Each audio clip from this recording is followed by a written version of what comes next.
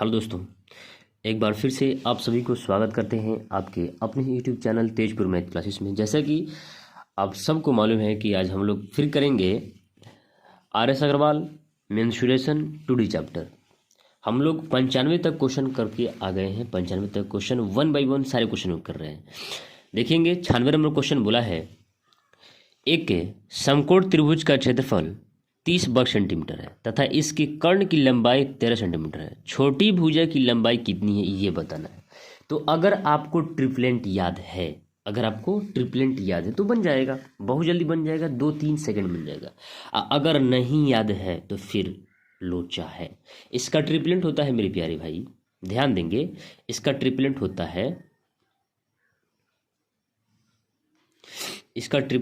है 5, 13 और 12। ध्यान देंगे, इसका ट्रिपलेंट यही होता है। अगर छोटा भुजा पूछता है तो इसका आंसर क्या होगा? 5 होगा। लेकिन अगर इसको थ्योरिकल अगर हम लोग बना कर देखें तो कैसे बनेगा, ये देखिए कैसे बनेगा, हम लोग बनाते हैं। ठीक है,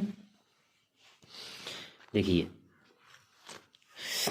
सबसे पहले इसका कर्ण दे रखा है, तो a² प्लस b², अगर माने इसको a, इसको माने b, ठीक है। b² बराबर 13 का स्क्वायर, यानी a² प्लस b² बराबर क्या होगा? 169। ठीक है, ध्यान में, समझ में आया? चलिए आगे देखिए, आगे क्या है। उसके बाद बोला है कि इसका क्षेत्रफल, तो क्षेत्रफल होता है वो 1/2 b गुना h बराबर 30 दे रखा है, यानी a और b इसको मान लें, a b बराबर हो जाएगा 60। ठीक है, अब यहां से मेरे प्यारे भाई हम लोग a और b निकाल सकते हैं। कैसे? तो a² प्लस b² के हिसाब से, a² plus b² plus 2ab, इतना का मान निकालना है। इतना का मान दे रखा है 169 प्लस 2ab का मान कितना है? 60, 6 दूना 12, 120, यानी टोटल कितना आ जाएगा? ये आ जाएगा कितना मेरे प्यारे भाई? 289। ठीक है, अब a प्लस b के होल स्क्वायर है, इस पर अगर रूट करेंगे तो कितना हो जाएगा? 17 हो जाएगा, यानी a प्लस b बराबर कितना आ गया? 17 आ गया। उसी प्रकार से हम लोग इसका माइनस वाला निकाल सकते हैं, किस पर? a माइनस b के होल स्क्वायर पर। तो वो हो जाएगा a माइनस b के होल स्क्वायर हो जाएगा a² plus b² minus 2ab, है ना। तो इतना का मान 169 माइनस 120 घटा देंगे तो कितना आएगा? कितना आएगा? 49, यानी a माइनस b के होल स्क्वायर कितना आ गया? इतना, देखिए। ठीक है, कितना आ गया? 49, यानी a माइनस b बराबर 7 आ गया। अब यहाँ से प्लस वाला निकालेंगे, a निकालेंगे तो जोड़ का आधा कर लेंगे, b निकालेंगे तो घटा करके आधा कर लेंगे।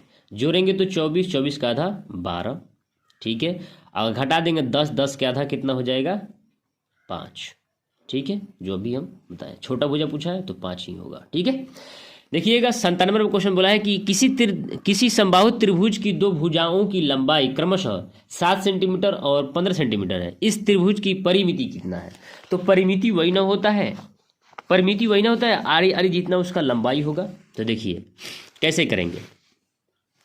अगर ये समद्विबाहु त्रिभुज है मेरे प्यारे भाई, तो इसका दो भुजा क्या होगा? समान होगा। या तो 7 सेंटीमीटर 2 बार होगा, है ना, और नहीं तो 15 सेंटीमीटर 2 बार होगा। अगर 7 सेंटीमीटर 2 बार होगा तो 7 को 2 बार जोड़ने के बाद तीसरी भुजा से अधिक होना चाहिए। या तो 15 2 बार होगा तो 15 को 2 बार जोड़ने से 7 अधिक होना चाहिए। तो 7 को जोड़ेंगे, 7 7 14, यानी a बराबर 7, फिर a बराबर 7, 7 7 14, यानी इससे बड़ा होना चाहिए तो छोटा है, यानी ये भुजा नहीं हो सकता है a। ठीक है, दो साइड इसका। अगर हम 15 को ले लें, a बराबर 15, a बराबर फिर 15, तो जोड़ेंगे तो कितना होगा? ये हो जाएगा 30। तो अगर हम b बराबर 7 ले लें तो कि इससे अधिक हो रहा है, तो यानी हम कह सकते हैं जो 15 है वो a है, और यहाँ भी a है, और यहाँ पर क्या है? 7 है।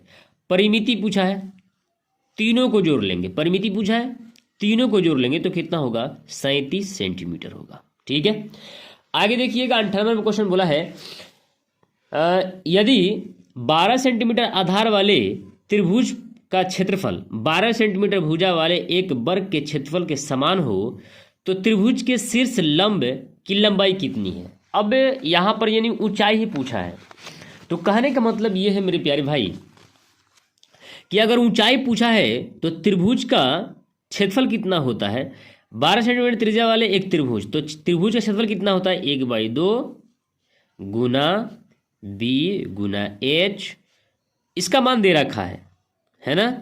त्रिभुज आधार दे रखा है ना, तो बी दे रखा है 1/2 गुना 12 गुना एच बराबर, यहाँ पे क्या है, यहाँ पर बोला है कि 12 सेंटीमीटर भुजा वाले एक वर्ग के क्षेत्रफल समान बराबर है, तो यानी 12 को 2 बार लिख सकते हैं 12 गुना 12, यहाँ से 12 कट जाएगा, यानी एच बराबर क्या होगा, ये गुना कर जाएगा 12 दूनी 24 सेंटीमीटर जो होगा इस क्वेश्चन का फाइनल आंसर होगा। ठीक है, आगे देखिएगा 99 नंबर क्वेश्चन बोला है एक त्रिभुज का क्षेत्रफल उस वर्ग के क्षेत्रफल के बराबर है। ध्यान देंगे बोला है क्वेश्चन कि एक त्रिभुज का क्षेत्रफल जो है उस वर्ग के क्षेत्रफल के बराबर है जिसकी प्रत्येक भुजा 60 सेंटीमीटर। यदि भुजा की ऊंचाई 90 मीटर हो तो त्रिभुज के आधार की लंबाई निकाल देना है मेरे प्यारे भाई। क्या नहीं निकलेगा? निकलेगा, प्यार से निकलेगा ना प्यार से। आइए प्यार से निकालते हैं। देखिए क्या बोला है कि एक त्रिभुज का क्षेत्रफल उस वर्ग के क्षेत्रफल के बराबर है जिसकी प्रत्येक भुजा क्या है 90 है। यदि त्रिभुज की ऊंचाई 90 मीटर है तो आधार बताना है, यानी 1/2 गुना इसका ऊंचाई यानी बी निकालना है, तो ये 90 दे रखा है बराबर 60 गुना 60। भाई वर्ग का क्षेत्रफल है ना, जिसकी प्रत्येक भुजा वर्ग की के क्षेत्रफल बोला है, प्रत्येक भुजा 60 है तो क्षेत्रफल निकाल लेंगे। क्षेत्रफल बराबर बोला है ना, तो 0 से 0 कट जाएगा, 3 तिहाई 9 होता है, 3 दूनी 6 होता है और 3 दूनी 6 यानी 20 हो जाएगा, 20 तिहाई 60 और ये गुना कर जाएगा 20 दूनी 40, 40 दूनी 80, यानी बी बराबर जो होगा वो 80 मीटर आ जाएगा। इसका यूनिट मीटर में था ना, मीटर में आएगा। ठीक है, 100 नंबर क्वेश्चन देखिए क्या बोला है। 100 नंबर क्वेश्चन बोला है कि एक वर्ग तथा एक समबाहु त्रिभुज एक ही आधार पर बनाए गए हैं, इनके क्षेत्रफलों का अनुपात क्या होगा। बस थोड़ी सी दिमाग लगाएंगे, ये भी क्वेश्चन बन जाएगा। देखिए कैसे बनेगा। बोला है कि एक वर्ग जो है भाई मेरे, एक वर्ग है, क्या है,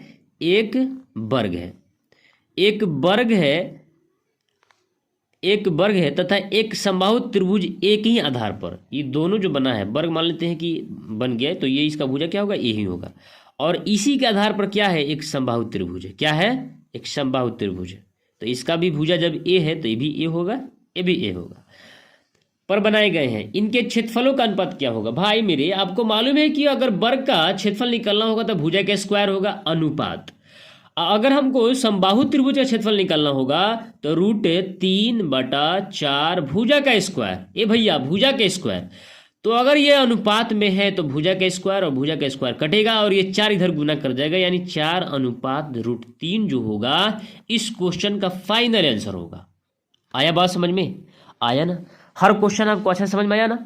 अगर नहीं समझ में आता है तो फिर से आप री करके देख सकते हैं। ठीक है, आशा करते हैं कि आज की वीडियो आपको हेल्पफुल लगा होगा और अच्छा समझ में आया होगा। मिलते हैं फिर कल अगली वीडियो में, जब तक के लिए जय हिंद।